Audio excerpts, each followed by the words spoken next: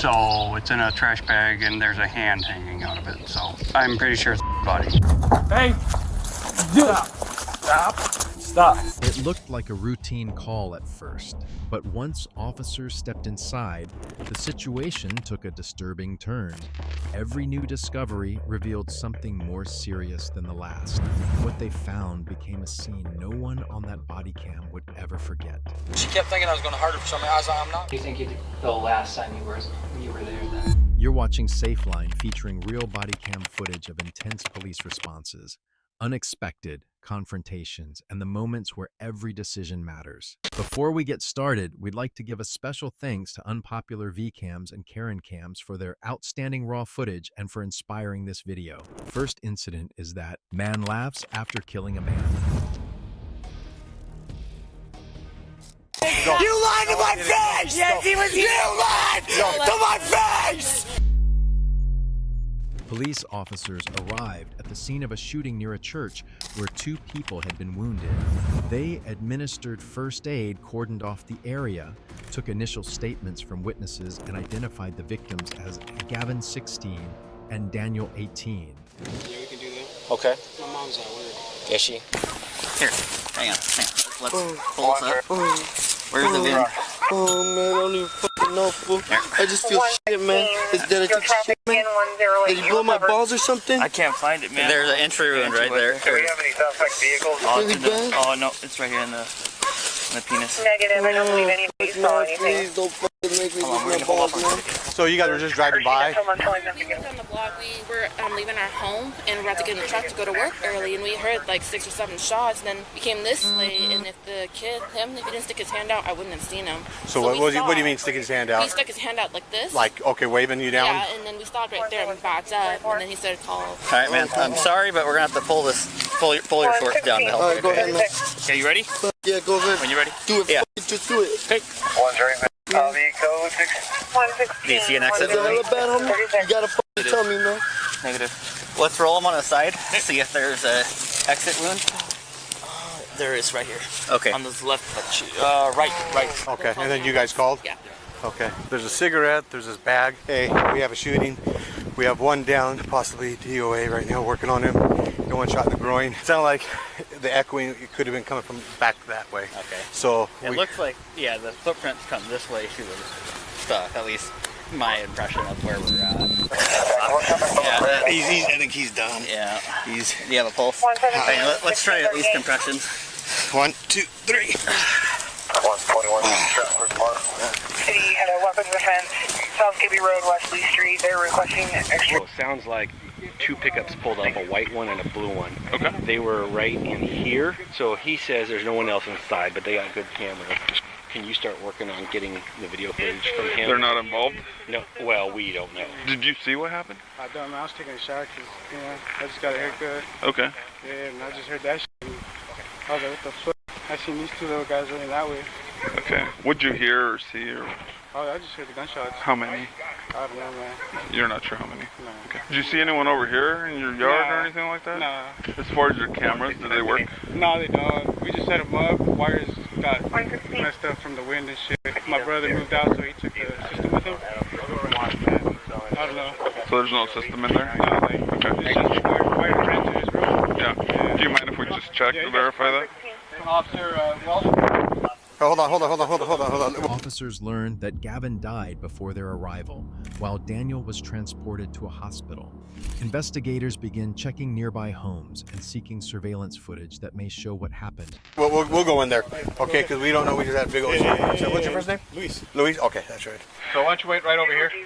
Where's your brother's room where the system was at before? Straight to the right.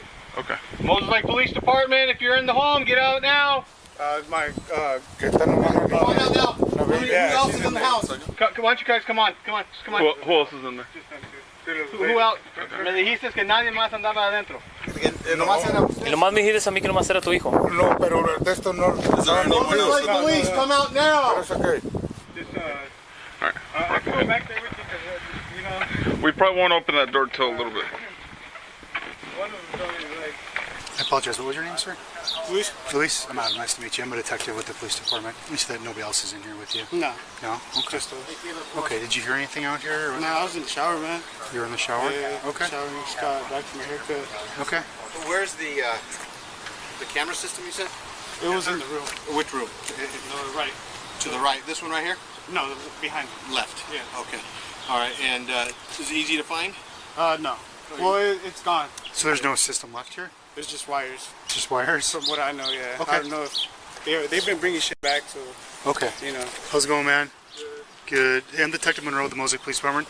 Just to let you know, I have a body camera on, and our interactions record both audio and visually. You live here? Yeah. Okay. All right. You just got to work? Okay. We just had a shooting here nearby. So I understand that you have a recorded video surveillance here? It doesn't. Your video surveillance doesn't work? No?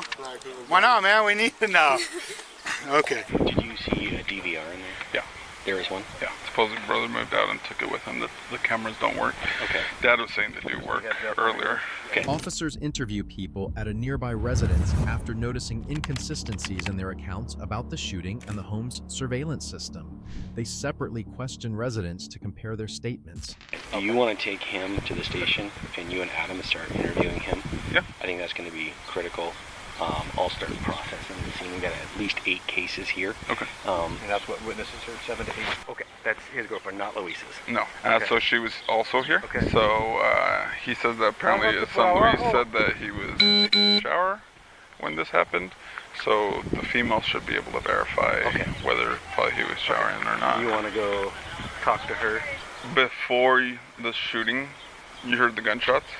Before that, what was Luis doing? I don't know. Probably in his room. Okay. Like I said, I was just in my room. Which one's your room? Who is your nephew? Gavin. His name. Okay. This is what I will do. Do you live around here? I do. I live right over here on Marina, and I hadn't seen him for a while, and then he came over last night, knocked on the door, and then said, can I get a place to stay? And I said, sure, you can stay overnight, Captain. And then he left, I don't know, around 11 or so, and he said he was going to be in the neighborhood. Can you hear people when they're in the bathroom?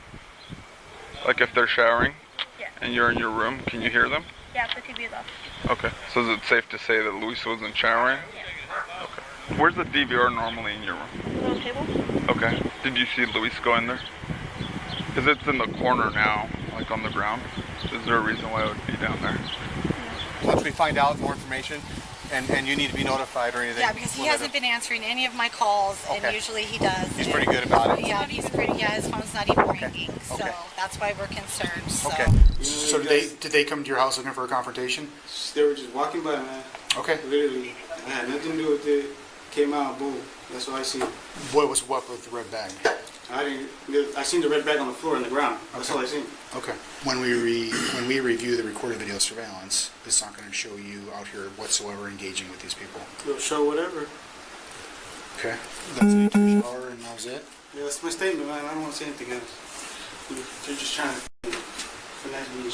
No, I'm not, man. I'm just trying to. Yeah, you are. What do you mean? No, I'm saying is you're in the shower for 20 minutes, and then what happened then? Did you hear gunshots? Yeah, I told you at my house I heard gunshots. Investigators continue questioning Lewis about what he saw and whether he knew the people involved.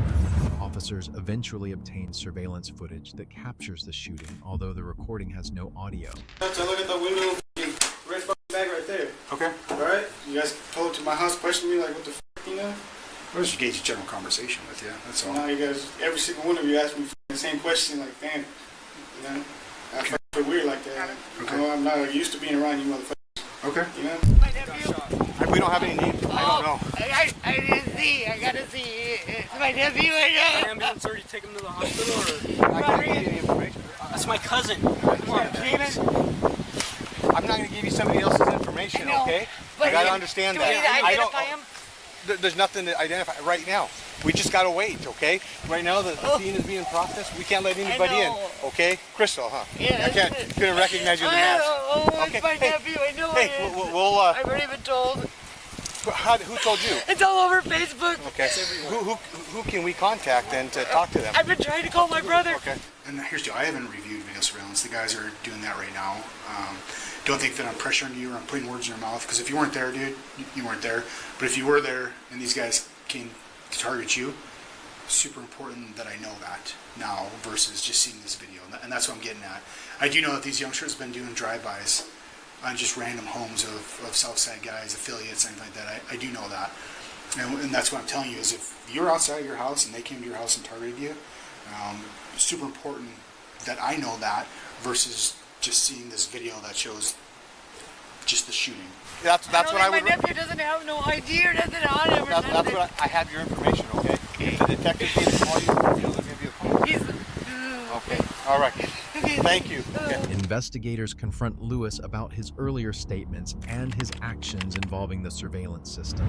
A family member becomes extremely upset after learning that information had been withheld and that the shooting was captured on video.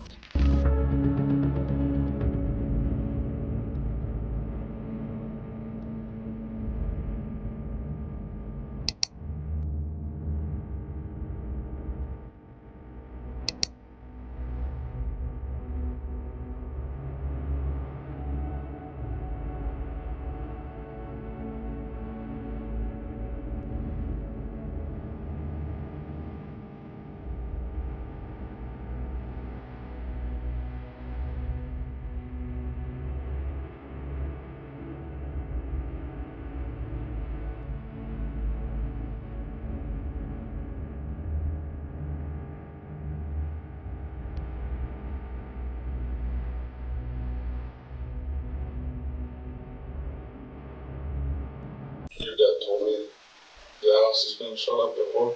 Yeah. I thought it was a fist fight, so I started walking that way and boom. You said you saw the white guy reaching into the red bag? Yeah. You know that one of the guys died, right? No. Yeah. So the charges are serious. It's not just, discharging a weapon. It's... Yeah, it's not just people shooting at each other. Oh shit, all fuckery popped off at them. What was your name? I'm Patrick Hayes. I'm Gavin Hayes' father. Oh, Patrick. Okay, I was given the heads up that you were coming. So right now it's still an ongoing investigation. You've talked to McCain. Sergeant McCain, and I don't know what he's told you. He just said there was one deceased. He was told it was gone. Okay. Again, I can't confirm anything. Okay. Okay. But you've talked to somebody who I'm guessing who's reliable to you. We do have a coroner out here. He will want to talk to you afterwards. So this is what It's not anything that's kind of surprising to us. Right. So I'm sorry to hear about that. It's really shitty. It's really So, I mean, but like I said, let's if we can just hang tight here, Mr. Hayes, okay? And I wish I can comfort you, the best I can, but you have support here. To your face if he was here, and I knew he fucking was. I knew he was. And you fucking lied. You piece of shit.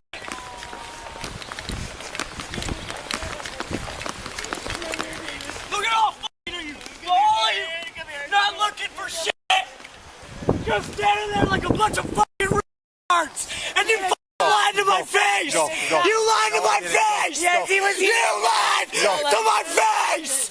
You piece of shit. Get. stop, David.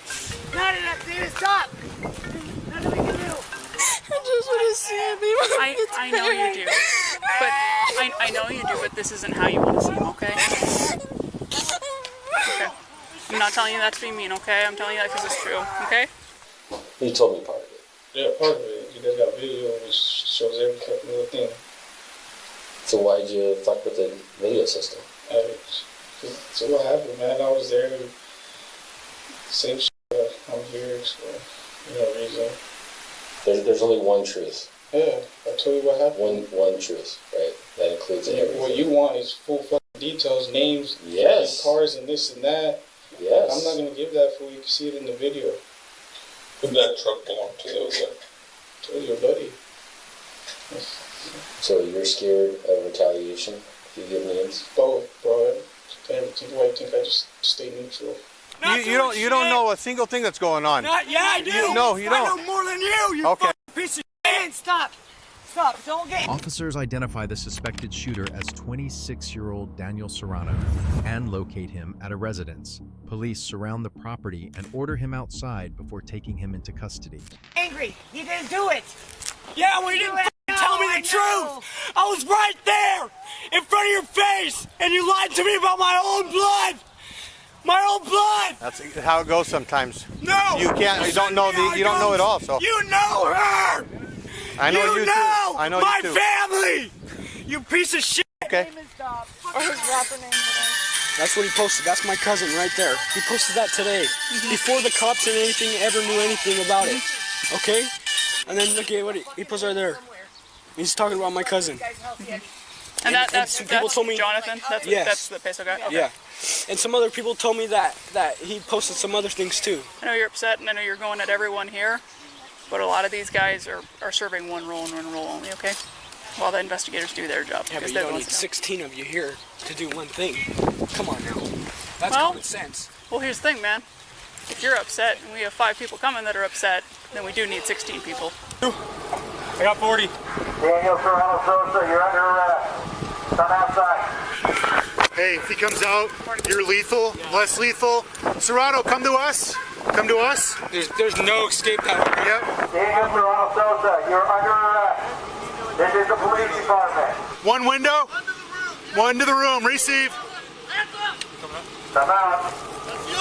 Come on out. It's the old guy. Hey, try Spanish. Let us do Spanish. Omar, go ahead, Spanish. Señor, salga con sus manos arriba. Es la policía. Por favor, salga con sus manos arriba. Serrano is advised of his rights and told he is being arrested on warrants for murder and assault. He says he left the area after the shooting and claims he discarded his clothing while officers continue seeking evidence and information about the firearm. He shut the door. Okay. You want to bang out? Stand by, front FTD. In front of his window with the Bang out. Ready? Seahawks window. Bang out. Good. You hit the fucking wall. Daniel Serrano Sosa, come outside. We're not going away. Hands. Daniel, you need to come out to me. Keep your hands up. Stop there. Stop there. Turn around. Put your hands on top of your head. Interlace your fingers. Walk back to the sound of my voice. Keep walking. Keep walking. Keep walking. Keep moving. You're fine. Keep moving. Keep moving. This way over here, man. I got you. Transition out. Walk. Take the door. Keep walking. Keep walking. Okay. Get to your knees. Drop your knees. You have the right to remain silent and right to an attorney. Okay. 134, Okay, just sit your bum right in there, okay? Just hang tight for a second, okay? Well, right now you have an arrest warrant for murder 1 and assault 1. So that's what you're in arrest for, okay? We just did, man. We just want to get your side of the story and what transpired. Appreciate you being decent and honest with us, okay? Yep. And thanks for coming out, first off. Yeah, honestly, We're not here to scare your grandpa. I literally just got out of the shower. But you understand why we're here, right? You understand why we have... Yeah. Okay.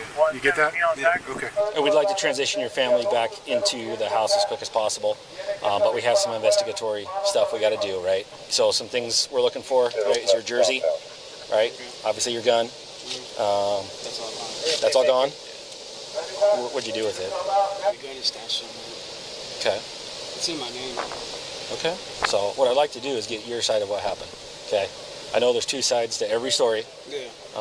Right now, I only have one side of that story. Okay. So it's up to you, man. I'd like to sit down and talk with you and get your side of the story. Yeah, we can do that. Okay. My mom's at work. Is she? Okay. She gets off at 7. Where's she work at? She don't even know what's going on either. She doesn't know nothing either. Who does know what's going on? Nobody. Okay. No one at home knows. Okay. Where'd you go after everything went down? I left town. Okay. Didn't know what to do, so I just left. Yeah. Just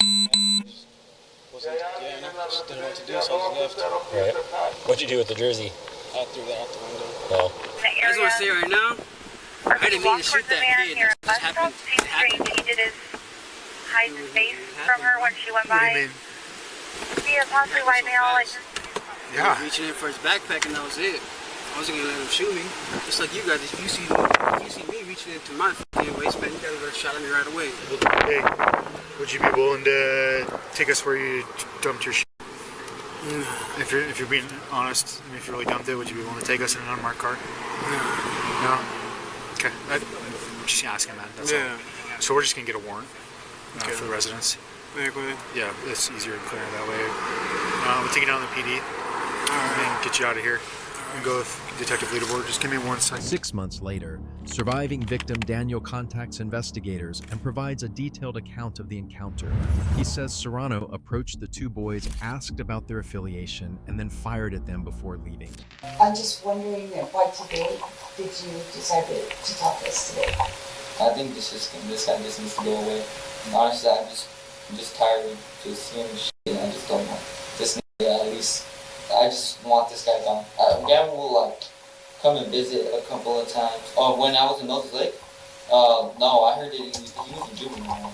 So he just got out of juvenile? Or he had to meet his probation officer, so I told him I'll walk him back to his house. And on our way back over there to where he was staying at, we walked through this dirt road in front of the house, and that's when that happened. Guy just started walking forward, told us what we were affiliated with. We just, what we do, we just said what we were part of. And, which is? I'd like to leave that off the picture if that's okay.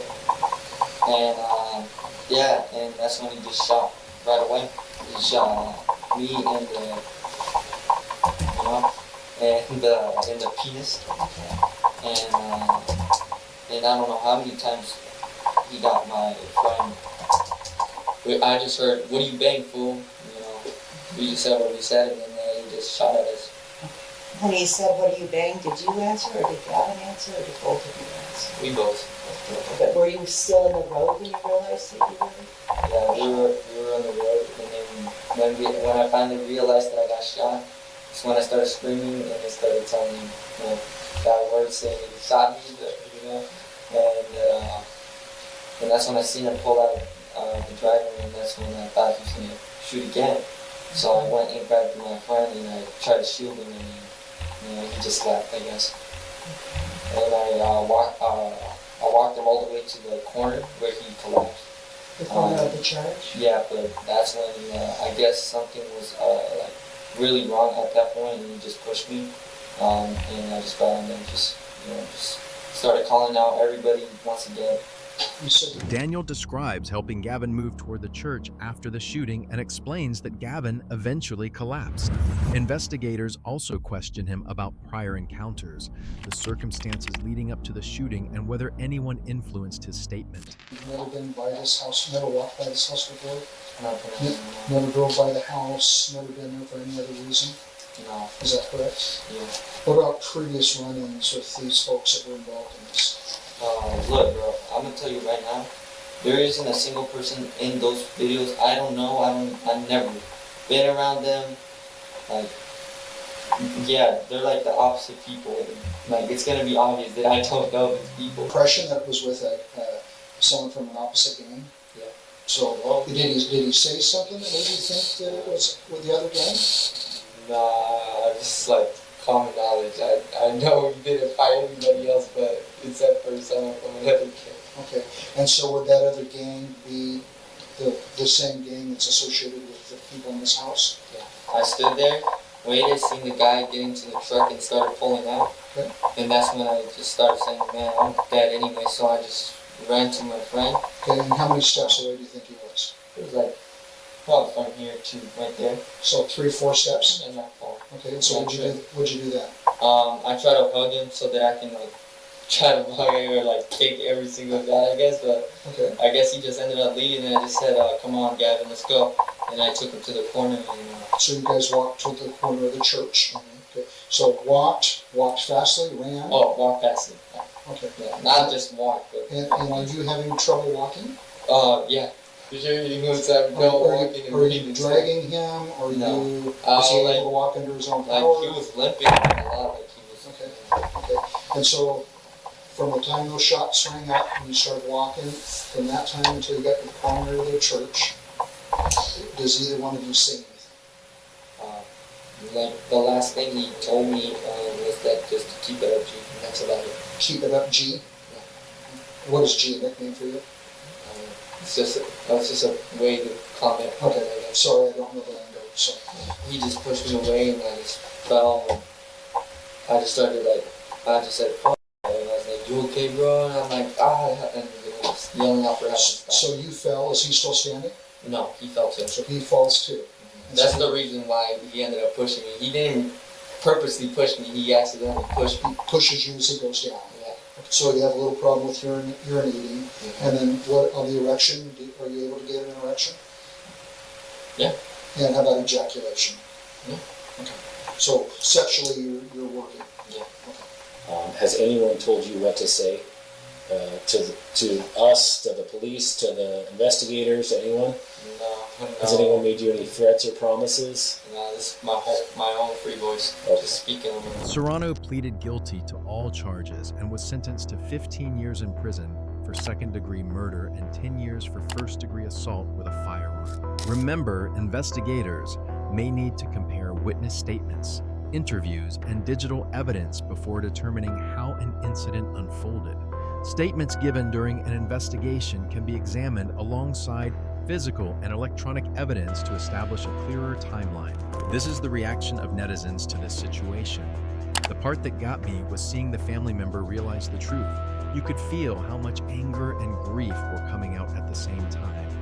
That surviving victim carrying his friend toward the church after being injured himself is something I won't forget. He was clearly trying to get help when everything was happening so fast. The surveillance footage completely changed the investigation. It shows why detectives kept going back over everyone's stories instead of accepting the first version. Would you have believed their explanation or seen right through it? Comment what you would have done before the body cam reveals the truth. The next incident is when man pulls a knife on wife outside family court. Wait till about 11:30. I called them reported her kidnapped. Then all of a sudden they answered the phone and started running their mouth and said, "Dude, you call the police on me again, I'll kill you, blah, blah, blah. I'll stop you, I'll stab you." For help? Is that what happened? No, she was screaming, period, and I didn't grab her.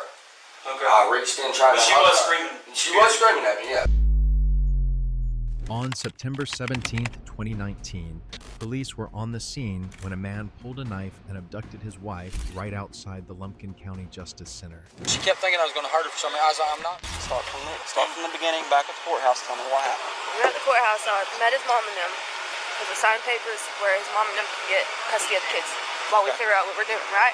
Well, we pulled out of the courthouse and he walks right in the middle of the road, right in front of the truck. He walks right in the middle of the road, so I had to stop her. I was going to run him over. He tries jumping in the truck. The guy that I'm with was in the car with me. Who's that? His name's Willie.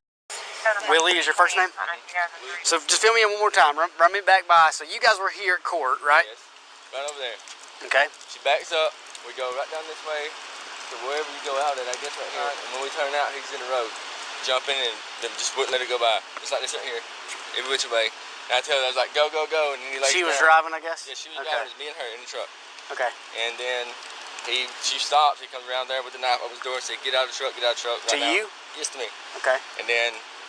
And he's holding a knife? Yeah, and I get out the truck, and she hands me her phone. It's like, "Here's your phone, baby. Call somebody." I don't have a phone. My phone's at home. But he got out of the car because he made him get out of the car, so he got out of the car. How did he make him get out of the car? He told him to get on my car or something. He got out of the car either way. They didn't fight or nothing. And he told me, we're going to Camelot. We got to talk. We got to do this. We got to do that. I had my hands like this on the steering wheel. That way, nobody, trying to signal somebody to get me help. Hold on. And he kept telling me to grab onto the steering wheel like I'm regularly driving. We seen some cars behind us, and he told me to pull on this road. He had a knife in his hand. What kind of knife was it? A silver knife? I was thinking it was a silver blade. Okay. Was it a big one or a small one? It looked like maybe this big, I don't know. It wasn't no big, huge sword. Yeah. No, but he was threatening to pull me out of the car, out of the truck. He unbuckled me, and then he wrapped this arm around my face, and he kept putting his hand over my mouth so I wouldn't scream. He kept telling me to calm down and talk to me. I just want to talk to you. That's all I want to do. And I was like, no, I'm not supposed to be around you. Just leave me alone. That's all I want is him to leave me alone. And I don't have nobody to call. And then he said, if I see you, what did he say? And when he was driving off, he said, "I'll see you again, you're dead." Or "You're dead if I see you again." Something like that? Yeah, something like that. Okay. And they went on down the road and around the curve. Whenever it first started, it was just me and Willie in the car. That was it. At the courthouse, his mom and dad was at the courthouse, but they left before I left. Who's Willie next to you? He's a good friend. Okay. Was he with you last time all this happened, or who was the guy who was with you last time? He was with me. Willie was? Yes. Okay, same guy. Okay, Same gotcha. guy, yeah. Whose car is this? in mine and his name. Okay. Are y'all legally married? Legally, yes. Okay. Well, he was supposed. What happened is they're not supposed to be together. Right. I'm sure y'all know that. Yep. Well, they're not supposed to be together. She had to come here, sign some papers for the kids. We were supposed to leave, and his mom and dad was going to go pick him up somewhere and bring him back. But he wasn't in court though, right? No, they had to wait till we got separated. We were supposed to leave, and they was going to go pick him up, bring him back, and sign the papers. We went to leave. That's what happened. Was there anybody else in the car besides y'all, you two? No, just been here. Okay. That's it. We were driving on the road. So what did you say to him? I told him I didn't want to talk to him. I told him he needed to get out. And then what did he say? He's like, no, you're going to talk to me. Okay. Did he have anything? Did he brandish anything to you? He took my wallet, and whenever we pulled up here, he jerked the keys out of the car. And then I guess the cops show up shortly after? Yeah. Okay. Hang tight right here for Well, me. I guess he heard y'all coming or something. He took off through that way. Okay. Well, we're going to try to find out exactly everything that's going on. There's a bunch of people over there with them right now, so there you go. Officers clarify that the couple is legally married but are not supposed to have contact. The woman explains that she had gone to court to sign custody-related paperwork before the incident occurred. What happened is I called her yesterday to tell her that when she left the other night, she'd run her phone up. Her daddy's phone had her his last few minutes of life on it. And I felt bad about that, so I was trying to tell her what happened, trying to tell her how I could fix it. Because it's all backed up on my Google account. I'll be glad to give her the videos and all that, no problem. But I wanted to know why the boy in the truck kept threatening my life the other night, threatening mine and my children's lives. And I was trying to ask her about that, and she went to take off. So I walked. We was at the court when we met up at the courthouse where I was supposed to meet up with them. And I just wanted to talk to her for a minute, and, figure out what her plan was. That's all I want to know. I mean, at the courthouse, I went, because she was leaving right as I was pulling in because she seen me pull in. All right, which, I'm fine. You don't want to be around me, that's fine. So she told me we were going to work things out, and I said, fine. She said, I'll promise you on the lives of our children, on my mom and daddy's grave. She swore to God. She didn't show up by 10:30. I waited till about 11:30, and I called and reported her kidnapped. Then all of a sudden, they answered the phone and started running their mouth and said, dude, you call the police on me again, I'll kill you, blah, blah, blah. I'll stab you up, I'll chop your kids into pieces, this and the other. And I'm like, yo, dude, I don't know who the you are, but you don't threaten my children, period. I said, felony probation or not, dude, you can get it like that. Well, I get up there to the courthouse, she goes to take off. Well, I had the guy let me out right. The husband claims the passenger pulled a knife first and that he took it from her. He says he then entered the truck and asked his wife to drive him home later, taking the vehicle keys during their conversation. There at the stop sign at the health department, I ran up there to the road, and I stopped there. I said, look, I just want to talk. So what happened at the courthouse? You ran out in front of the car and I didn't run out in front of the car. I stepped out in front of it, called me. I held my hands up, was like, y'all stop, let me talk to you. Well, I seen this guy in the passenger seat of my car, and I told him, I opened the door, and I was like, hey, dude, get out. Well, when I opened the door, she went to take off, so I stepped into the passenger seat with him. I said, hey, dude, you need to get out of my car now. I said, I don't know you, and I don't want you around my truck. I said, if she wants to drive, fine, that's her, but you're not going to be in it. Well, as soon as I went to go, to get her to stop, he reached down into the console, pulled a knife out, and tried to stab me. So when he tried to stab me, I took the knife from him. It's laying up there on the sidewalk in front of Taco Bell. I can show you where it's at. All right, then what happened? After he tried to stab me, I got in the truck with her, and I told her, I said, just drive, take me home is all I want. I just want to talk. She said, okay. Well, she kept driving like she was trying to signal somebody and everything. I told her, I said, just pull off on Mountain Ridge. I'll get out of the truck. We'll talk for a minute. As long as you don't try to take off, I won't take the keys from you or nothing, and we'll talk. So y'all came up here and what happened? We came up here and stopped and started talking, and I reached in and tried to give her a hug. And she started screaming and flipping out like somebody had, taught her to do that. If you'll go. He tells investigators that he wanted to resolve the relationship and retrieve personal belongings. He denies carrying a knife during the encounter and says the knife in his vehicle was an old hunting knife. Tell her, I said, and I quote, as long as nobody's going to jail here, she can keep the truck, no contest, no nothing. I'll give her a divorce and whatever else she wants.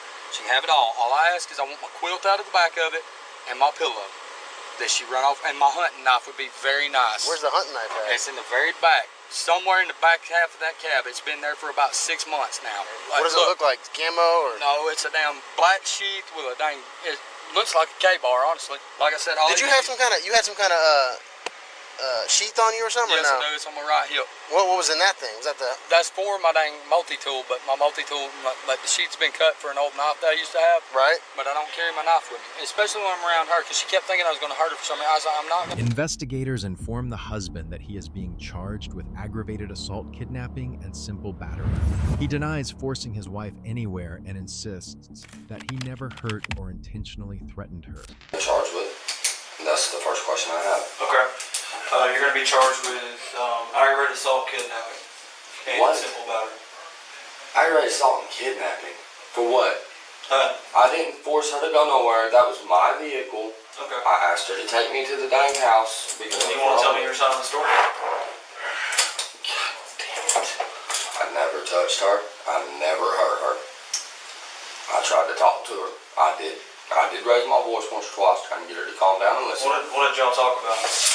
I was just trying to find out what is going on. What's with the people she's with? Why they have to be the way they are with me?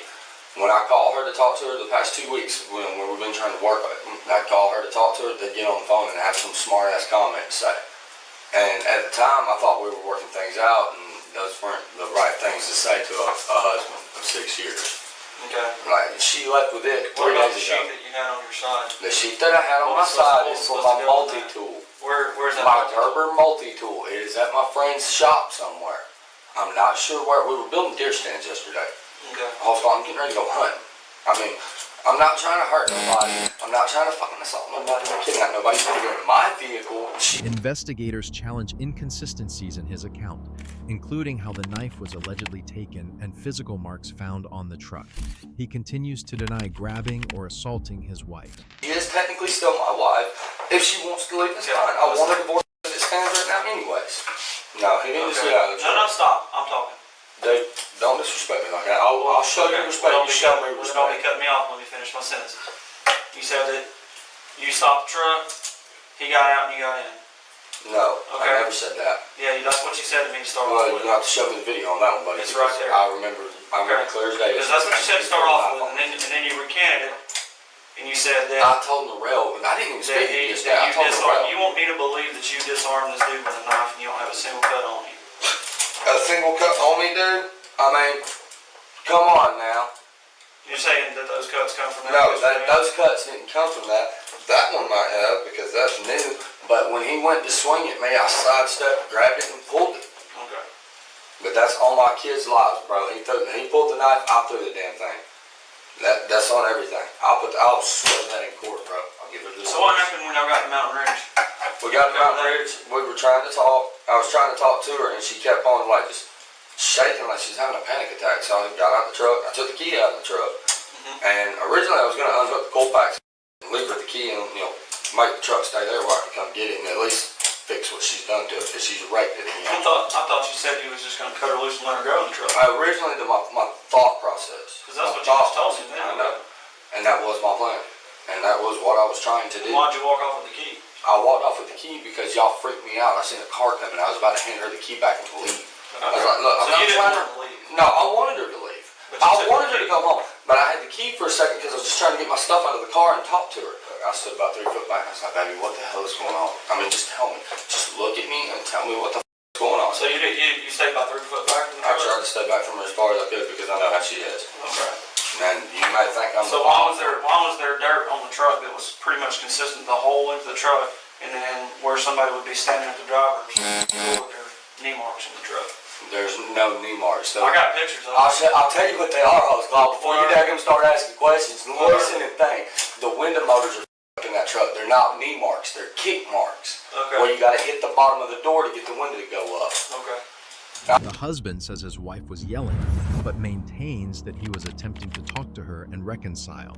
He claims the incident was planned by other people and continues denying the allegations. I'm not kidding either, dude. You bring that truck up here right now, I swear to God, I'll swear both of them are like that. Both sides. I didn't grab her. Okay. I really didn't. She was screaming for help? Is that what happened? No, she was screaming, period, and I didn't grab her. Okay. I reached in trying to she help was her. Screaming. She was screaming at me, yes. Okay. But I was trying to help her. I wasn't even trying to help her. I was trying to hug her and just tell her, look, I love you and I'm gone. She left. She said, I've got to go get my stuff. And she kept telling me that the boys that she was staying with were going to kill me if she didn't show back up by 9:30. And it was at 9 o'clock when she left. And I'm like, if they're going to kill me, tell them to show up and come do it. I said, you can stay here with me. It'll be all right. I said, you'll be safe. I promise. No, I'm not. I'm just trying to protect you and blah, blah, blah. Whatever. Yep. Dude, buddy, that was in the truck with you yesterday answers the phone. Oh, she's too busy sucking dick right now, mother. She'll call you back later. Yeah, well, there's about 3 other people involved in the way she acts back at their house, wherever the hell they're staying, and they're all working together. This was a prefabricated incident. I knew it was the second I stepped up in the courthouse parking lot. The suspect has been arrested and charged with kidnapping, false imprisonment, and aggravated assault, all criminal offenses. If convicted under Georgia law, he could face a prison sentence of 10 to 20 years for the kidnapping charge alone. He denies all charges against him. Remember, when accounts of an incident conflict, investigators may compare witness statements with physical evidence and other available information. Court orders and restrictions involving separated parties can be important factors during interactions outside court proceedings. This is the reaction of netizens to this situation. When accounts of an incident conflict, investigators may compare witness statements with physical evidence and other available information. Court orders and restrictions involving separated parties can be important factors during interactions outside court proceedings. What do you think made officers suddenly change their tone here? The next body cam moment explains everything. The next incident is when cops catch career at airport after finding body in trash barrel. Since you the pic, you're looking at probably a torso and some pants, but it almost looks like a tumor on the side or something like that too. Do you remember anything distinctive about him? Ribs, if it hurt more, can't breathe, heart stops, is what I remember. So the plastic in the barrel and stuff, that was part of the tradition? On April 22, 2024, police officers inspected an apartment after neighbors reported a persistent foul odor. Evidence was subsequently discovered hidden inside a trash bin. Investigators determined that the incident stemmed from an altercation between the victim and the man reportedly living in the apartment. The event had occurred nearly 2 months prior to the discovery. Do you think the last time you were there then? 6140. Yeah, I need you ASAP. So what do you think it is? I mean, first thing I thought was blood. Did you see anything that would indicate that? It just looked like skin to me. I mean, I saw the blood. Dispatch 167, status. Hey, I think it is. So it's in a trash bag and there's a hand hanging out of it. So I'm pretty sure it's a body. I haven't looked close enough, but it's definitely a hand that's hanging out of a trash can. Yeah, so just stay out here for now, please. Yep. Where did the gentleman go that was here? I'm not sure, but He left at 9 o'clock this morning. he was supposed to have moved out as of yesterday. She said he stayed last night. And where did he go? I don't know. He went across the street and he told the girl that he was going to go to the food bank. And then probably around, I don't know, maybe around 1:30 he circled around the neighborhood. Because I had the guy come and fix my heat and I was outside, so she came over. She told me that he was circling around the neighborhood. So he's around somewhere, but I don't know, have any idea where. It's been stinking awful in my apartment. And I didn't have no garbage in it. Today the hallway stunk. I opened the front door and it's like, where the hell? And then I opened the side window the other day because it was nice out. I smelled garbage, so I freaking shut it. When did you notice the smell? Probably last week. Not sure. This weekend I was gone and I came back home Saturday and it smelled like garbage. Last week, in the middle of the week when it was nice, I opened the window, I could smell it. Ma'am, I'll give this back to you in a momentary. I gotta talk on the phone for a second. I'm pretty positive I have a body in a trash can that's over a week. It is like completely decomposed. Have you been in there? Yes. Is there a body in there? I'm pretty. Okay. Don't go in there again. I'll call him back. I'm gonna go in there. I'll call you back.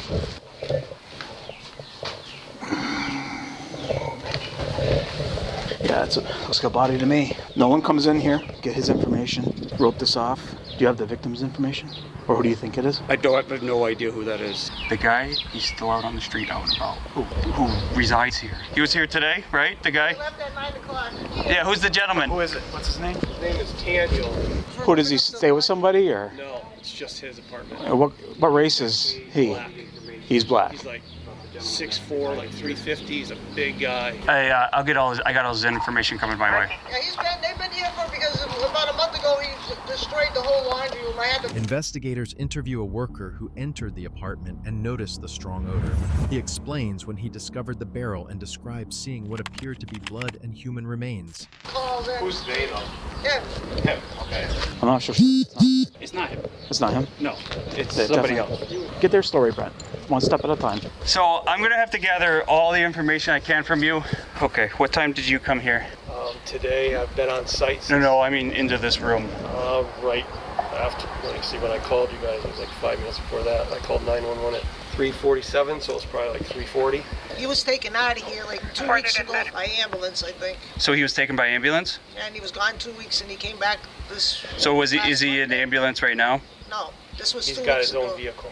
Oh, he has his own vehicle? Yeah, Do you know what he drives? Oh no, I don't know what kind of car it is. Okay, so when you got here at 3:40, you went in here? Yeah, I've been on site all day, but I went in there at 3:40. And then when did you notice the smell? She had been complaining about the smell. She mentioned it, I think. Was it by text or by phone call? The smell? Yeah. I saw her on Friday. I saw her. She was having a heating issue, so I stopped by. You noticed the smell on what date? I came home Saturday and it smelled like garbage or whatever, and then I left Sunday to go to church, and when I came back it still smelled, and I didn't have any rubbish in my house. So when did you first notice the smell? In my apartment? Yeah. Saturday. You said you spoke to her on Friday. No, but I smelled. Oh, I guess I talked to you yesterday. That's when you called me for the. Yeah, I called you. I texted you yesterday. Yeah, I thought you told me last week. But I guess called it was Jenny yesterday, texted her. Yeah. Yeah, because he was throwing his mattresses over there behind the house over there. And my heat was broken, so I called him up and said, like, he's throwing his mattresses over the banking over there, and my heat don't work. What did she tell you on Sunday? She just said she'd noticed the smell. I can smell it right now. That smell I can smell right now. That's the smell I could smell in my apartment. But he was still here yesterday, so he was still here. I said, well, he's moving out. He slept here yesterday? Yeah. Last He's night. been sleeping here all week. Police classify the location as a probable crime scene and restrict access. Officers document the condition of the barrel and collect information about the resident while a witness is checked for possible contact with the scene.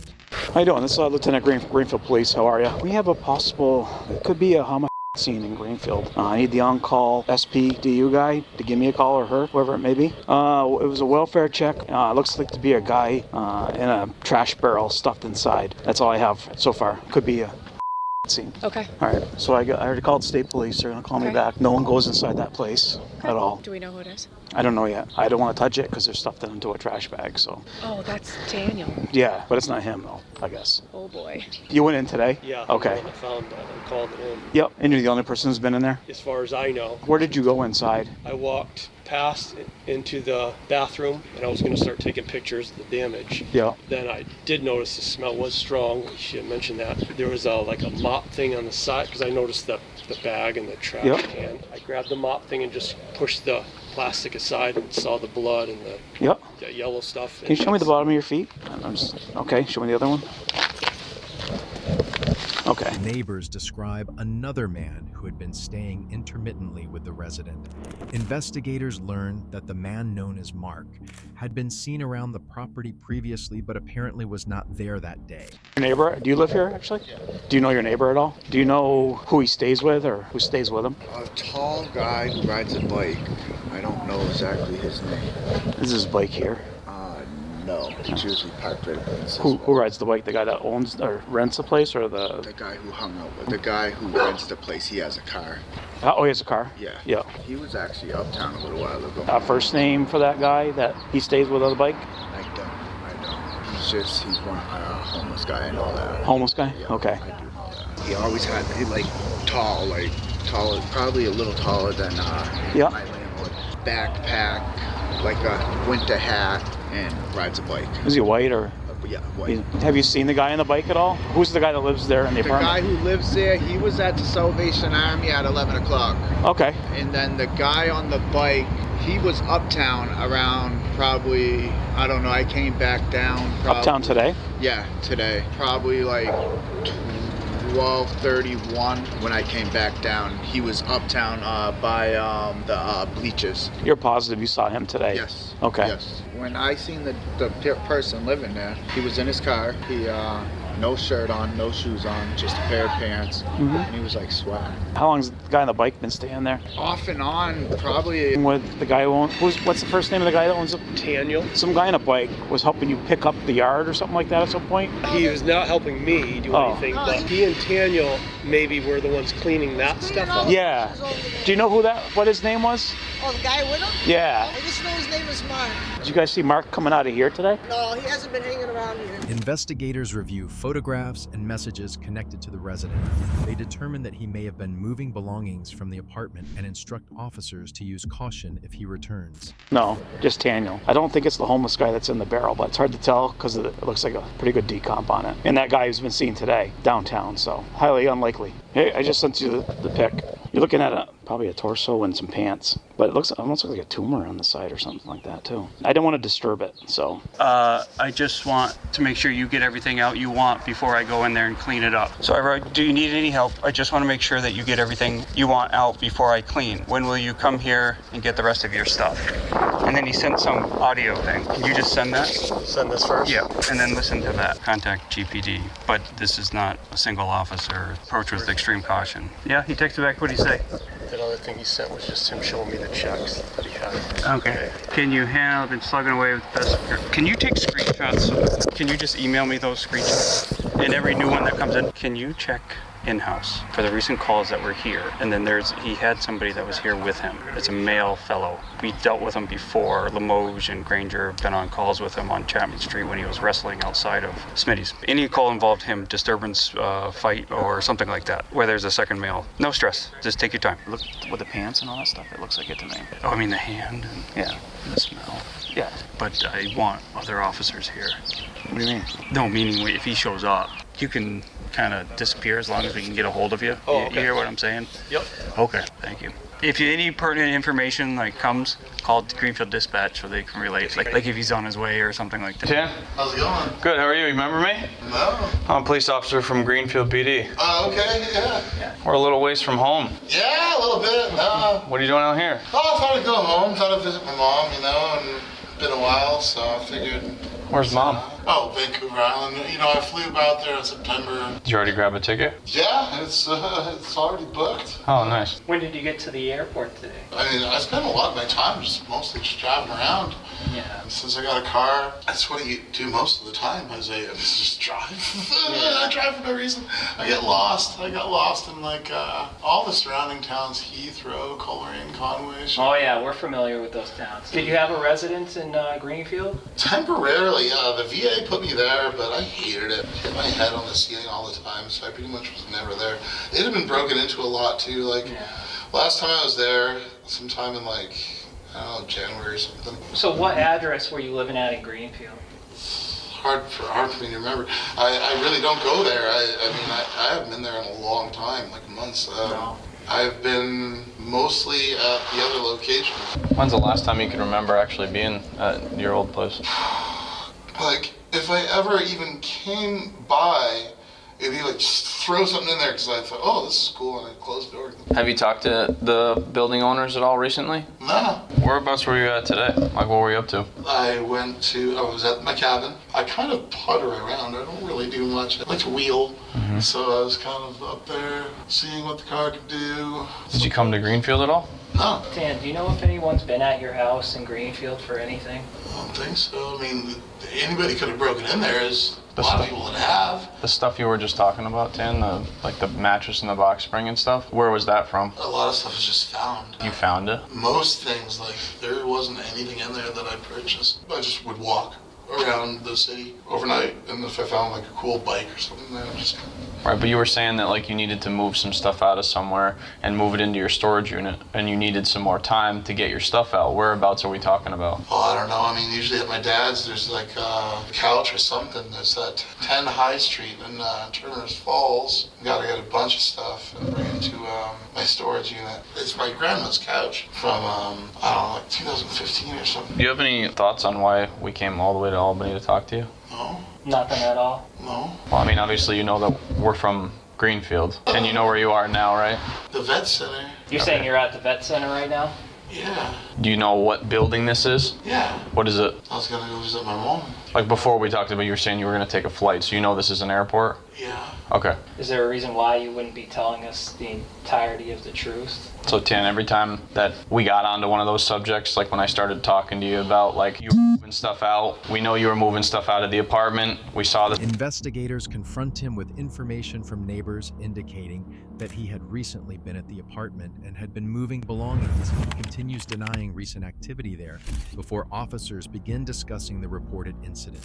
stuff, you know, the mattresses in the box spring, you know, behind the apartment near the dumpster, stuff like that. I can't put stuff in the dumpster because I was told not to. Right, you're not supposed to put mattresses in there because it costs a lot of extra. Right. Do you think that there's a reason why we might have been over at your apartment today? I don't think so. Did you have any agreement with the landlord as to when you'd leave? Yeah. When was that day? I mean, I should have been gone. No, but I mean specifically, there was a day, right? I wonder what's going on. We want to figure out what's going on as well. Yeah. Were you staying at that house with anybody, or that apartment, I should say? No, I have my cabin. I've been in my cabin. I haven't been. No.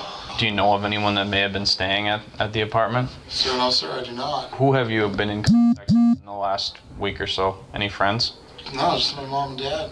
Is there a reason why people would put you at your apartment within the past week or so and say that they saw you there moving property out? Well, I mean, I would do like a smash and grab. It would be like, if there was a time when I had a minute or something, I'd be like, just run.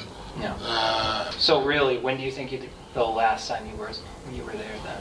What day is Martin Luther King Day? Sometime in the middle of January. So again, my question was, do you know why people would say they saw you there within the past week? I don't know. I mean... Were you there moving property?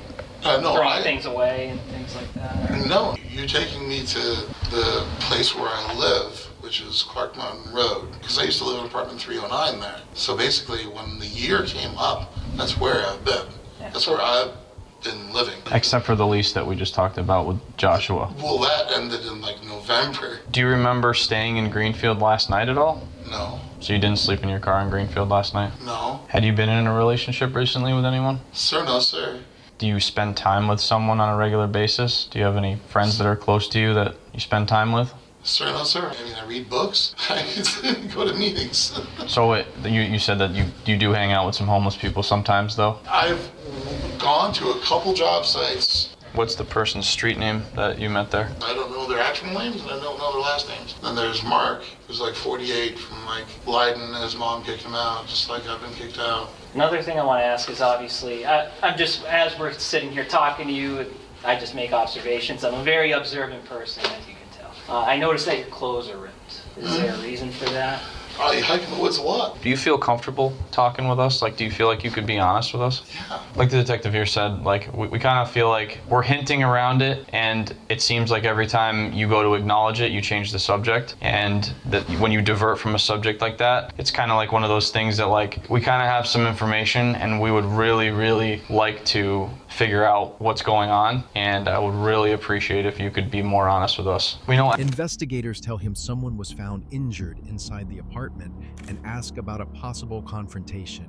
He describes being attacked by an unknown person and says he acted in self-defense, while also describing injuries he claims to have suffered. Accidents happen to people all the time, and if something happened, I would really hope that you would feel comfortable talking to us about it. There was somebody that was found hurt inside of the Chapman Street address. Okay. We got reports from several of your neighbors that they saw you there recently. Okay. You seem like a really nice, pleasant guy. I think that something happened. There was an accident. Maybe you were defending yourself. I don't know. That's what we're here to speak with you about. Hey, Mom, here's Stan. Just wanted to talk to a few of these guys. Yeah, serve, protect, defend. Being woken up, someone crawling through the window. Oh, scary. Of course. And then getting hit to the point of, if I get hit more, I'm go into defense mode. Did you know who it was, Tan? No. Do you know who it is now? I have no idea. I really have no idea. I can tell you what, Tan, if somebody broke into my house, it would be a fight for sure. We're just trying to figure out maybe if we know who this person, or we'll start with when it happened. And we just want to know why you acted, why you did, so that we can figure out, Did this guy startle you? It sounds like you were startled, or? Pure defense. I mean, being beaten. I was just being punched to the point of oblivion. It was punching my ribs, punctured my heart, punctured my lung. Do you have some injuries on you? I did. I had shown my dad and Amy, she's a nurse. I'm still recovering from that. I had never been in that much pain. Somehow, I remember like being so exhausted and then being like, oh man, what just happened? Didn't know if he was looking for money, didn't know if he was looking for like electronics or something. If everyone had already taken electronics, I'm assuming that's what they were looking for. And feeling so helpless and scared and afraid. You can't say anything to anybody. It's just like, I don't know what the hell to do. I figured, oh, if I slept on it, I'd wake up and I'd figure out something. Or my dad or my mom or somebody. So what'd you see when you woke up, Tim? Something bad, right? But not intentional? Unintentional. Did you do anything in between then and now? No. Did you move them? No. So what's the code on that? You were scared, Tan, right? Yeah. I'm assuming, you know, you wake up and find somebody in your apartment and hurt at least, not more. When people get nervous, they panic. It happens, and you gotta make a decision. But it's not always an easy one to make, you know. Hey, Tan, is there a reason why you didn't call the police over this? I didn't have a phone for the longest time. I found this today. Mm-hmm. Where'd you find it? Underneath the car seat. In your car? Or? Yeah. Yeah. So after you woke up the next morning, did you notice anything about him? No, I know exactly what I did. I woke up and I went to the car dealership to realign my tires. I continued my life, just avoided, you know, somewhere where I felt unsafe. So do you know who this person is? Sir, no, sir. No. Was there any objects that were used during this altercation that you remember, or was it just your fist and his fist? Zero object. Detectives question him about the remains, the trash barrels, his recent presence at the apartment, and why the body was placed inside the containers. He continues describing the incident as a defensive response to a home invasion. Officers then move him to a more secure area for further processing. Do you remember anything distinctive about him? Punching hard, ribs hurt. Ribs, if you hurt more, can't breathe. Heart stops, is what I remember. Was he a black guy, a white guy? African. After the incident, you went and got your tires rotated. When you went back, was the guy still there? This is where things get weird, because I'm not the only person that was going inside of there. For a long time, I had lost my keys. And like I said, I was in the hospital for about a few weeks. What hospital again? I'm sorry. Arbor. So if we went there and looked up medical records and stuff, it'd show that you were there recently? Yeah, for the entire last few weeks. I know I asked you about when you returned to the house, if you saw that person still there, and then you had mentioned that there's multiple people in and out of your apartment. There was, yes. There's Do you know any of these? I don't know any names. Did you have any barrels in your apartment? No. Trash barrels? Trash barrels? No. Tan, remember how we said that we talked to the landlord and the neighbors and stuff? Well, they said you were there last night, and you've been there quite a bit recently. I was sleeping in my car?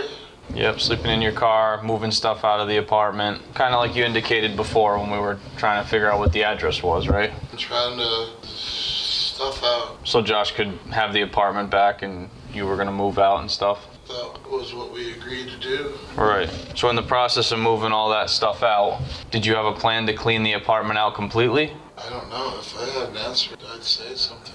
Okay. What's the best way to say, hey, Captain, this is what Tan said happened? It was a home invasion.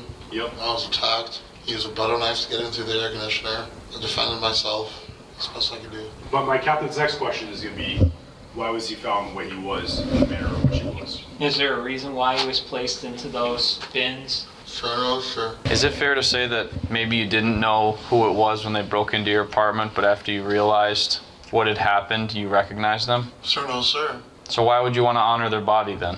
I'd want him to do the same for me. Just a random stranger you don't know that tried to commit a crime against you? I feel like a fish out of water, because this kind of thing has never happened. So the plastic and the barrel and stuff, that was part of the tradition? That's how you honored him? I don't know who was there, or when, or why, or how. I know many have been in there, and I know they've taken electronics. I don't know what else they've done. We know that we've already talked about the fact that you were in a physical altercation with someone who you felt was breaking into your house and assaulting you, and something happened, and that person is no longer alive. So during that time, you were involved in the physical altercation. I saved my own life. And you didn't recognize him from anywhere? Sir, no, sir. It seems like your pants are pretty dirty and your shirt might be a little bit dirty. Oh, yeah, no, I mean, I walk around in the woods a lot. I'm a woodsman. Dan, the reason I asked about the pants is because, you know, after a while, things start to stink in your apartment, right? Like they start to smell bad. Like stuff is not healthy inside of the apartment. And then it smells very similar to that right now. Like I said, I have troubles, or I have issues. The DMH is trying to help me with that, with showering and shaving and brushing teeth and flossing teeth. Do you think maybe some of the smells or liquids from the apartment could have got on your pants? I think just washing clothes and drying clothes is just something I'm not good at. We're going to be able to review some of the surveillance cameras from the neighboring buildings and see exactly who goes out there and, you know, like when you were there last and, you know, this alleged incident that you're saying when they came in through the window, things like that. Do you feel like what you've said is what we're gonna review on the surveillance footage? Sir, yes, sir, I do. And do you feel like all of the things that, like you're saying, there's multiple different people that come in and out, are those people that you knew that you gave permission to go in there? I'd say there's been a couple people that I've had over with me to hang out for, I don't know, make some eggs or something like that. Okay. But other than that, Do you consider them friends? barely acquaintances, just from the morning meetings. Hey, Tan. Hey. I need you to keep your hands out of your pockets. If you want to just place your hands up on that wall for me. Tam, we're gonna have to go back and talk in the more secure area, okay? Just be a gentleman with these guys like you have with us, okay? Okay. I appreciate it. You can just face that wall, place your hands on the wall, sir. Take a few steps back with your feet. Keep your hands on the wall. Thank you for being a gentleman with these guys, okay? We're gonna explain a lot more stuff to you when we get down there. The man was arrested and charged with first-degree murder, and that he later pleaded guilty to a voluntary manslaughter charge, along with kidnapping and assault charges involving a separate victim. Remember, information from neighbors, witnesses, and physical evidence can help investigators reconstruct events when the initial circumstances are unclear. During an investigation, investigators may compare a person's account with other evidence before determining how the case should proceed. This is the reaction of netizens to this situation. That airport interview was honestly the part that got me. He seemed so calm at first, but the questions kept getting more specific, and his story became harder to follow. The neighbor smelling something for a week and nobody knowing what was inside that barrel is such an unsettling situation. I can understand why the officers immediately locked down the apartment. What really caught my attention was how the detectives kept giving him opportunities to explain himself instead of immediately accusing him. Watching the story slowly come together was intense. The tension is already high, or so it seems. What the body cam captures next saves a life pause and comment what you do here. The next incident is when Family Beater thinks laws don't apply to him. Hey! Stop. Stop. Stop. Stop. You stop. This is my I'm house. pressing charges. This ain't This your my house. motherfucking dumbass. Stop. Okay, Stop. what's Just up? stop. Just stop. On May 13, 2023, a call reporting a disturbance transformed a quiet neighborhood into a scene of chaos. Upon arrival, authorities encountered a situation far beyond a typical dispute. Carlos Ruiz, 26, was involved in a violent altercation that spiraled out of control, turning the home into a battlefield. Ruiz allegedly hurled objects at a vulnerable 67-year-old victim while a child was standing nearby. You know, I'm 67 years old. Hang out one second for me, man. Excuse me? There he is right there. Yep. I want him arrested What happened? and assaulted. If you come and see my face, the man hit me in my fucking jaw on this side of my face. You see the blood in my mouth? Yeah. The man hit me when I turned my face. I was talking to the police on the phone when he hit me. Pushed me out the back door. Told me to get out of his house. He don't own shit here. His name ain't on shit here. I pay half the rent with my granddaughter. I just moved here from Chicago. All my mail come here. He just got his stupid ass from being locked up, incarcerated for an assault. His mother himself. Now I want his ass locked up right here. Exactly what's said, right? Don't come to my aid. Don't come to my aid. Like straight up. What? Like straight up. This is my wife right here. Okay. Okay. Babe, do you see him? I think you hung up on her. Granddad, do you I don't want to hear that shit. I'm having your locked the f***. You shouldn't put your hands on me. I told you don't put your hands on me. Can you go back down there? I don't get no f*** about none of that shit, nigga. What the fuck is wrong with you? You don't put your hands on my son. Ruiz continues arguing with officers and resists their attempts to control and handcuff him. Officers repeatedly instruct him to stop and place his hands behind his back. I ain't touch your son. Yes, you did. Incarcerated. Intoxicated. Hey. Stop. You stop. No, You stop. You're not I gonna told you that motherfucker lost his Stop. man. I told you he lost his Put man. your hands on my son. No. I My told you that little son bitch lost his wife's man. right here, bro. I want him My locked wife's the fuck right here. up. My wife's right here. Come here, man. Stop. Stop. You stop. Stop. Stop. Stop. I'm dead ass serious, bro. Yeah, you dead ass going to jail, dumb mother. Stop. I bet you won't get out this time.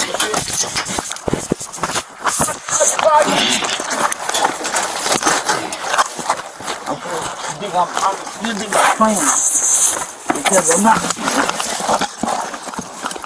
Hello? Okay, you want to put your hands on me? No, you sir. Put your hands on me first. Put your hands on your back. Don't touch me. Don't touch me. I guarantee you don't put this charges. Got him behind your back now, huh? I guarantee you I'll press charges. After being handcuffed, Ruiz continues resisting while officers escort him toward the vehicle. He repeatedly claims officers are hurting him and disputes the arrest. He's not going anywhere. You okay, sir? Yeah, this motherfucker hit me in my motherfucking jaw. Okay, hang on. Okay, Garner. No, ain't no okay, motherfucker. I told you, dumbass. I guarantee you. Stay right here. I ain't got nothing on me, sir. I ain't got nothing on me. I ain't got nothing on me. Okay. Like I said, you pushing my head against the ground. I ain't got nothing on me, man. Literally, I ain't got nothing on me. I guarantee you when I catch Police him, locking this dumbass. when I catch him. Yeah, right now they got him handcuffed. He out here wrestling with the motherfucking police. When I catch Hit me in my motherfucking jaw. When I told that catch you, stupid motherfucker. guarantee you, I don't get no. This my I'm house. pressing charges. This ain't This your my house. motherfucking dumbass. What's yours? Come on, stop, yo. Stop. Nope. Like, literally, stop. Literally, stop. Stop. Let's go. Keep moving. Like, literally, stop. Keep moving. What the f am I doing? I'm not pressing no charges. No, stop. Stop. Like, literally, stop. Keep walking. Stop. Then stop. Stop. Just keep walking. Stop. You on your way to Stop. Yo, stop. Like, seriously, like, honestly, like, what the f is wrong with y'all, man? We're gonna have you handle The the fight. fuck? I'll go to 5'8", man. Okay. Stop. Well, hold up. Stop, then. Your ride's Stop. almost here. All right, stop. Stop. What's Just up? stop. Officers continue directing Ruiz toward the patrol vehicle. He repeatedly asks to be released and complains about how officers are handling him before eventually entering the vehicle.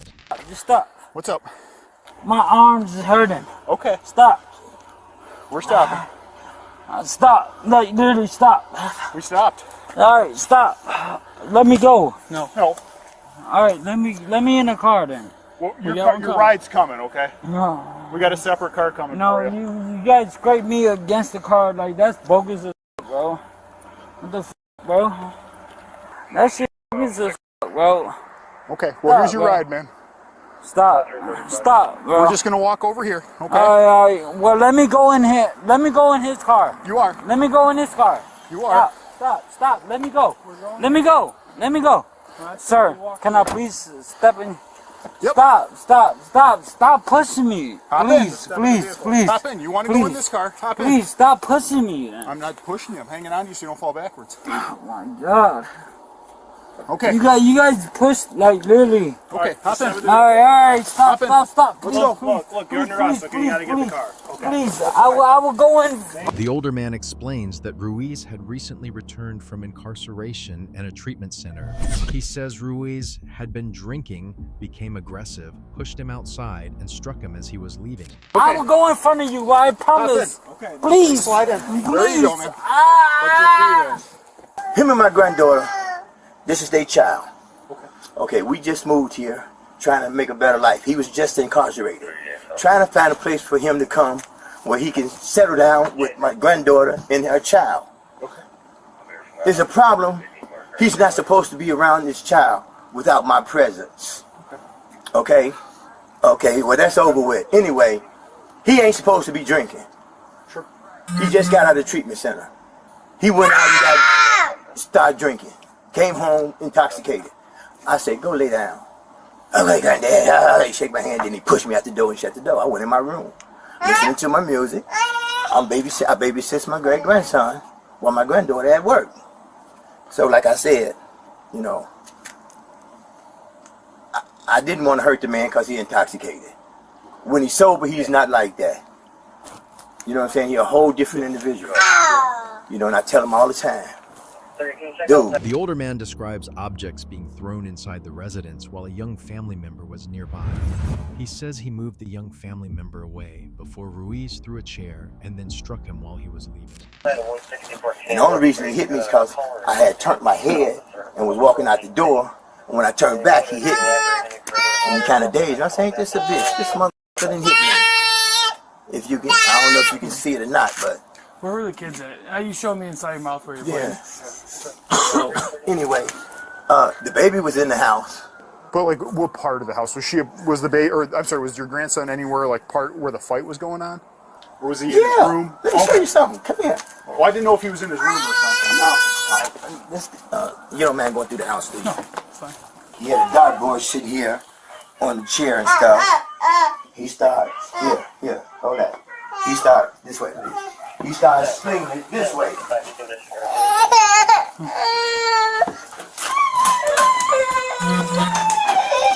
I was standing out here in the door.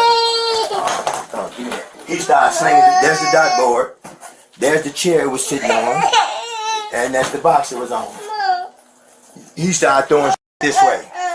The baby was standing right here when he was throwing this. Just throwing stuff towards the baby? Yes. So I'm like, I know damn well you see that baby standing there. And you throwing shit. So I was standing here. He's saying move. I'm like, who the f telling to move? I'm telling the baby to move because I'm going to throw the chair at you. So I move the baby out the way. He throw the chair over here. He's slinging over here. I was on the phone talking to the 911 operator when he did it. I don't know if that's recorded or not. But and after he did that, that's when I walked to the door. I said, I'm finna go outside. So when I went to open the door, when I turned back around, that's when he hit me in my jaw. The older man discusses his injuries and tells officers he intends to cooperate with the case. Another family member expresses concern about the young family member being involved, while officers explain that the situation does not automatically mean the family member will be removed. You know what I'm saying? Do you want an ambulance or anything for your injury? No, I mean... I'm just asking. Right, I'm not that seriously hurt, but, you know, I'm 67 years old. And I keep telling this stupid ass, I'm a senior citizen. And from what I understand, the law said, when you assault a senior citizen, dumbass, you can get anywhere from 6 to 30 years in the penitentiary. So if that's what you want, I asked him, I said, ain't you tired of being locked up? No, I like being locked up. It's okay. I'm finna help you. I'm gonna go to court on this dumb ass. Because see, I came here to keep him from trying to hurt my kids. My great-grandson and my granddaughter. You see, it was some animosity. My wife passed away last year. My granddaughter asked me to come and stay with her. You know what I'm saying? I'm trying to be as helpful as I can. Is she here right now? She's at work. I keep her son while she's at work. You know, that's his father, you know. Yep. What do you need his information for? Just because he was present. Nah, man. Y'all trying to do shit. I'm not going to court. I'm not doing that shit. I'm telling my baby being in that shit. No. My baby don't need none of that. He wasn't harmed. He wasn't doing none of that. That's between granddaddy and him. Don't put my baby on none of that. Yeah. None of that. He said they have to because when he was throwing right there. No, man. So, and you, if he didn't get hit, you shouldn't have said shit. Okay. You know what I just went through with this shit. I'm trying to take my kids. They're not going to take your child because of what he just did. No, he didn't. Because I'm responsible for him. And God damn it, you know what I'm saying? I'm doing the right thing. And like I said, he don't want to be what he wanted to be. And where he want to be at. So that's where he's finna go. And ain't nobody finna take your child from you. That's why. Carlos Ruiz was charged with second-degree assault, endangering the welfare of a child, resisting arrest. Remember, when a domestic dispute becomes physical, separating the people involved can help officers assess the situation and prevent further escalation. Officers may consider the presence of other household members when determining how to handle a domestic disturbance. This is the reaction of netizens to this situation. The grandfather's explanation really got to me. You could hear how much he was trying to protect his family, while still hoping his grandson would turn things around. The part where he said he had moved the little one out of the way before the chair was thrown was honestly heartbreaking. That could have gone so differently. You can hear the grandfather going back and forth between being angry and worrying about his family. This whole situation sounded exhausting for everyone involved. If you notice this red flag hit like, most people completely miss what officers catch seconds later. The next incident is when road raging man shoots gets instant karma. I don't know what exit it was because I was too busy trying to drive, and then right when I took the exit, he popped over, took the exit, and then I tried to flip around at the light.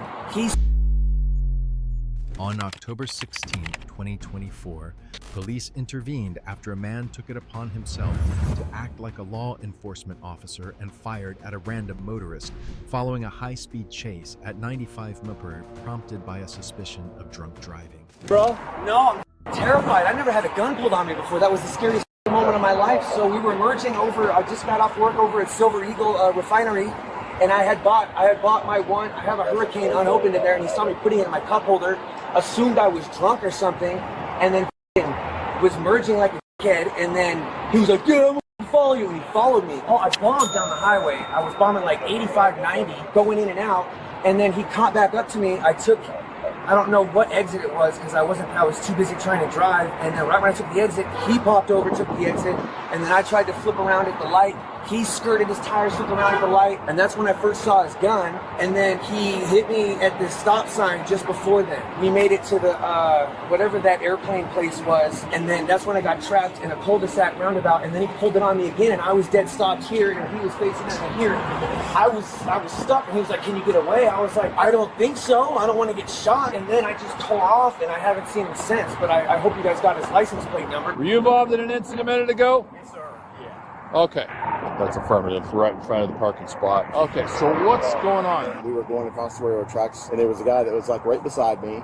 Okay. So I said, well, I guess you know where it merges. I don't know if you're familiar with that area. Well, anyway, usually they merge over.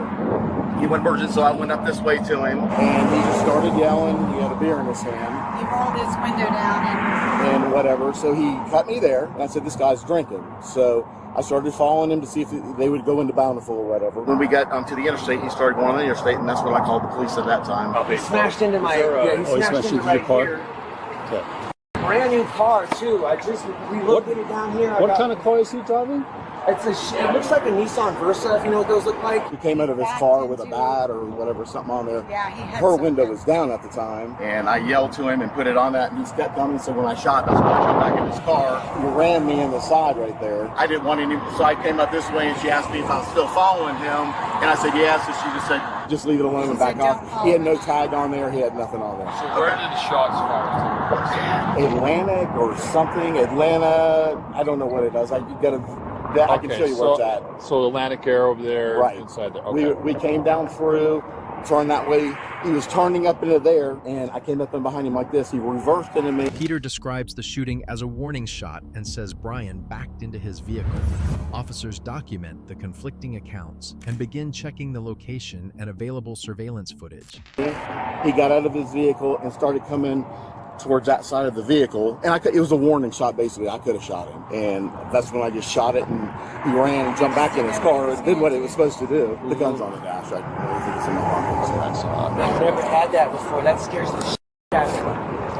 I'm glad you're able to get away from there. I thought I was going to get shot a few times. Like, I never have been in a situation like that before. It's like a semi-automatic. It's definitely a semi-automatic. It's definitely a handgun. So one of us is a side swipe, and so he shot through the windshield.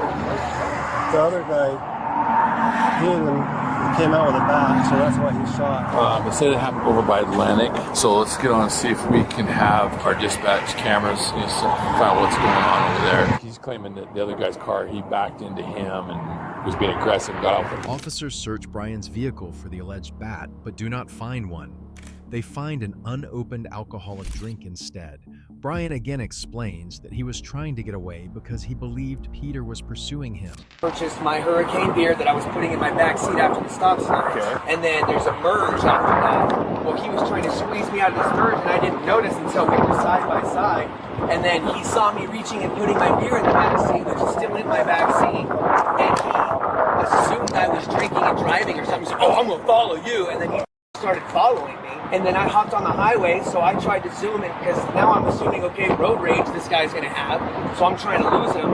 And he's whipping in and out, following me, he's stepping on it, I'm going 90. My end goal was to go to California Avenue to get to my shop to get this gas monitor I need for work tomorrow. He's right on my tail, so I flip around the double solid thinking he's not gonna do that. Well, he flipped around and skirted right behind me. The guy on the 911 call operator was getting all better information than I could give you now, because I was terrified at the moment. I'm just blurting off. Hey guys, here's the deal. Because officers advise the involved parties of their Miranda rights because they are not free to leave.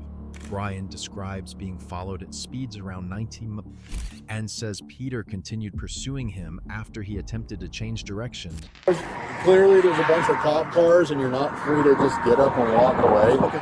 Appreciate you guys starting with the statements. Okay. But what I'm going to do is I'm going to read you your Miranda warning. It's just all part to fill in the blanks. Okay. We don't know where this is going to go, but nonetheless, because you aren't free to leave, there may be specific articulable questions about what happened. Sure. And because of that, you have to hear your warning. Fair enough? Fair enough. So you both have the right to remain silent. Anything you say can be used against you in the court of law. And then it took me to the end goal. Took me to this cul-de-sac, but it was something to do with airlines, because I see airplanes. And then I'm trapped in this cul-de-sac, and then again, because he already pulled his gun on me when he hit me it was at that stop sign to that facility. And then I went into the facility, just like where your car is, was where I am, and he was like right here in his car, and he came out again and said, "Get the out on the ground." He's telling me to get on the ground and shit. And I'm like, he's not in uniform, I'm not going to listen to this guy. I don't think he's military or a cop. And the gun that he had in his hand states that it was probably his wife's gun that was next to him or something, because it didn't look like a man's gun. We'll just clear it? Well, just do like a tiny max, just so I can see one in the chamber, then I'll have you clear it. Okay, perfect. Okay. Just leave it like that. Brian tells investigators that Peter displayed a firearm during the pursuit and later fired from his vehicle. Brian says he remained inside his own vehicle throughout the encounter and only retrieved his firearm after Peter stopped and struck his vehicle. No, go ahead. Get her out of the way. There we go. That's it. Thank you much. Yeah. And the cop was telling me, "Can you get away from him?" And I was like, if I gas it, I'm coming straight at him and he's going to shoot me. And then I think is when he realized I was on the phone with the cops, and then he got back in his car and I stomped on it. And then I looked behind his car, and that's when I gave his license plate. At any time during this whole ordeal, did you flash the gun out? No, sir. No, sir. Was you out of your vehicle at any time? No, I was. As he got out of the thing after he fired, he got out of his vehicle. I did not. So the whole time. I was in the vehicle. The only time I got the gun out is when he stopped and he hit me, and because my wife had it in her little. She has a little thing that buckles around her. Okay. I said, "Get out your gun," because I didn't know what he was going to do, and I couldn't get out of there. I didn't know if he had a gun or what. Okay. But he got out of the car. The whole time I did. I was having thrown at me. That's why I got on the phone immediately in Bountiful. And Tyler was talking about the whole situation to him there. Down on like 2600 South up in North Salt Lake, there's no gun. No, sir. I would never show my gun unless I needed to. Okay, so the gun didn't come out until you were in the park. You're exactly right. Yes, no, I would never. If I pulled it, it's going to shoot somebody. Okay. I would never do that. Okay. Apparently, he told him that I pulled the gun out before him and was pointing at him. I said no. When he hit me, that's when. Investigators determined that Peter's account conflicts with the available evidence. Police locate a bullet hole in Peter's windshield and determine that Peter had fired at Brian, while also disregarding dispatch instructions to stop pursuing him. No, that gun was not pulled until I told him I don't pull a gun out or show anybody unless I'm going to use it and my life's in danger. Officers arrest Peter for aggravated assault. Peter questions why he is being arrested and maintains that he was responding to Brian's actions. Would you tell me why? Yeah, he's been arrested for aggravated assault.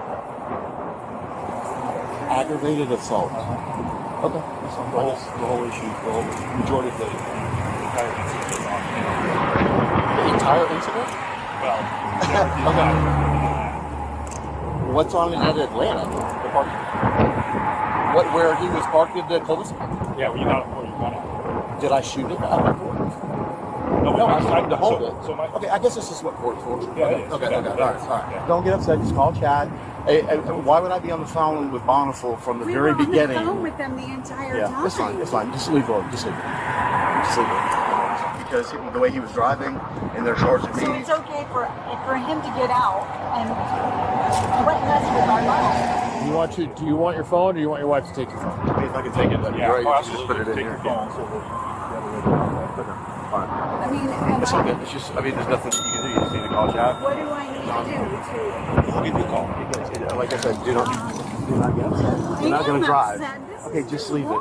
It's fine. It's fine. Okay, he'll give you the address. You just call Chad, and I'll give you a call. So can I go get him? He will call you as soon as they process him through, and then they get. Peter was charged with felony discharge of a firearm and aggravated assault. Remember, following another driver and attempting to confront them can quickly turn a traffic dispute into a serious police investigation. When accounts conflict, investigators may rely on physical evidence, witness statements, and surveillance footage to establish what happened. This is the reaction of netizens to this situation. The unopened drink completely changed the story for me. He assumed the guy was driving drunk and turned it into something much more serious. You can really feel how terrified Brian was when he described being chased. Being followed like that at highway speeds would be incredibly stressful. The surveillance footage and the bullet hole were huge pieces of evidence. Once investigators started putting everything together, the situation became much clearer. What do you think about these situations? Comment below to share your thoughts. And like this video if you want to continue calling out such cases. To stay updated, don't hesitate to subscribe to SafeLine for more content.